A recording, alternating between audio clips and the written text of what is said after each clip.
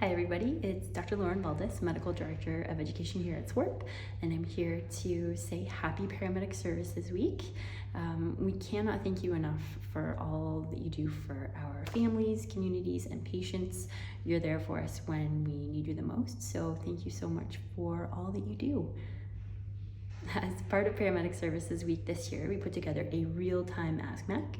So I am here to answer in real time an Ask Mac question. Real time for me right now is that we're actually out of the country on vacation. So the doorways that you see is actually the lobby area of the floor of our hotel. The rest of my family are sleeping, so I was able to sneak away to do this. So that's where we're at. I do have to note that unfortunately, I do have pink eye, so thank you very much, kids in daycare, for that, but that's where we're at. So without further ado, please go ahead and ask the question, David. Why is PEA considered a sign of life and used as a determining factor in transporting a trauma patient? What are reasons that a BHP might not grant a trauma tour? Okay, so that's a bit of a two-for question, so I'm going to answer it one part at a time. So the question first that I'll answer is regards to the why is the PEA considered a sign of life and used as a determining factor in transporting a trauma patient? So I'll answer the first part. So why is it considered a sign of life? So all of those signs of life, which are listed in the clinical considerations of the trauma tour, being any movement, any respiratory effort, reactive pupils, or any organized activity on the ECG, all signal in a trauma patient that it's possible that there may be, just like it says, signs of life. That these people, because it's a traumatic cause and not a medical cause, may with interventions performed in hospital be able to be survivable injuries. So that is why they're considered signs of life when it comes to trauma patients.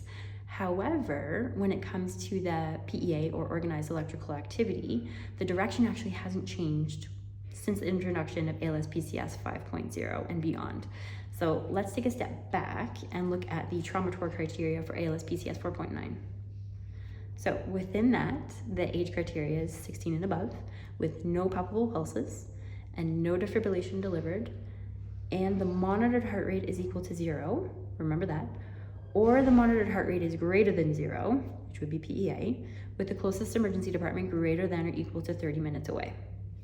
Now let's jump to ALS-PCS 5.3, where we currently live, and the trauma tour is exactly the same up front, no palpable pulses, and no defibrillation delivered, and rhythm asystole, which is the same thing as that heart rate equals 0 on the monitor, and no signs of life since fully extricated. So when it comes to just the monitor portion alone, you can't have organized electrical activity and have an asystolic rhythm, so those two kind of cancel each other out. Again, only when we're talking about the monitor. There could be other signs of life, including the movement, the respiratory effort, and the pupils like we went over up front. Now the next part is where this really comes into play. So the next part of the trauma tour is, or they do have signs of life present, which again include that organized electrical activity, and the closest emergency department is greater than or equal to 30 minutes away, or PEA, and the closest hospital is greater than or equal to 30 minutes away. So when it comes to the monitored heart rate, things have not changed. If you have a PEA, essentially with the hospital less than 30 minutes away, they don't meet the criteria for the trauma tour. If you have a PEA and the transport time is greater than or equal to 30 minutes, and they don't have any of the other conditions or contraindications present, then they can be considered from the monitor perspective to be transported to hospital. So that was a lot of words, but I think where the question is getting is regards to why is PEA a sign of life? And really it's just the fact that traumatic patients can have survivable injuries, and that organized electrical activity that you see may in fact be a perfusing rhythm that you just can't feel the pulse from. Similar to how the respiratory effort in a trauma patient is different than the respiratory effort from a medical cardiac arrest. So those last breaths of life from a medical death are very different than those agonal respirations from a trauma patient, in which case a intervention could be potentially performed at the hospital to save the trauma patient, but can't be performed on the medical patient. So that is the first part of that one answered for you. And then the second part is, what are some factors that may have a BHP not grant a trauma tour?